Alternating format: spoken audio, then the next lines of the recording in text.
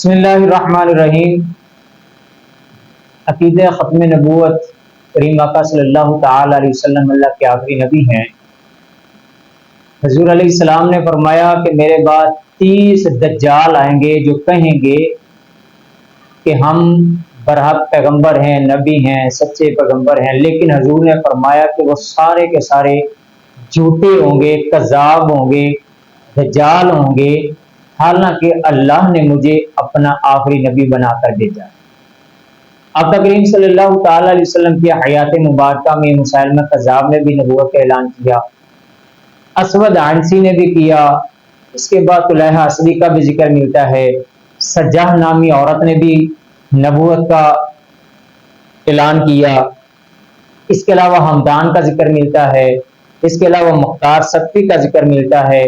اس کے علاوہ یہ آگے کثیر متنبی کا بھی ذکر ملتا ہے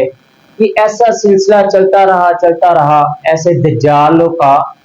جو آپ کے ہمارے اس دور حاضر میں مرزا غلام احمد قادیانی جس سلسلہ کی ایک کڑی ہے۔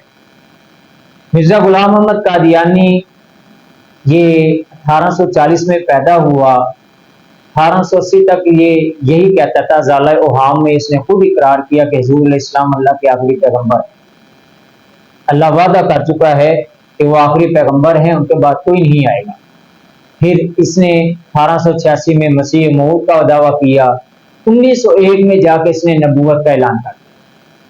پھر 26 ستمبر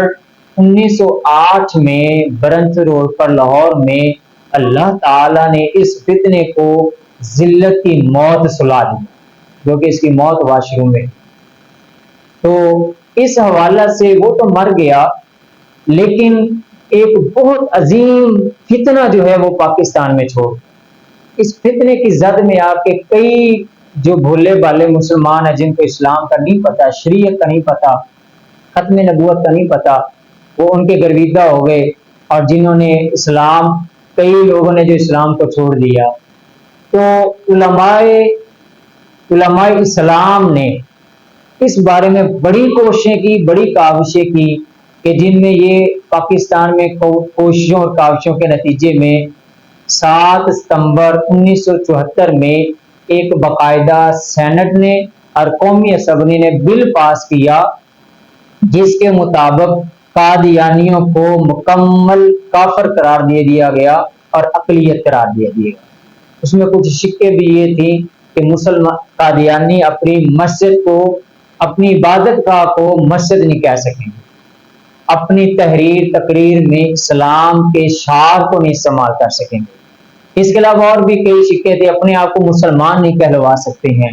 اس کے علاوہ اپنی عبادت گاہوں کو مسجد نہیں کہہ سکتے ہیں۔ یہ 7 ستمبر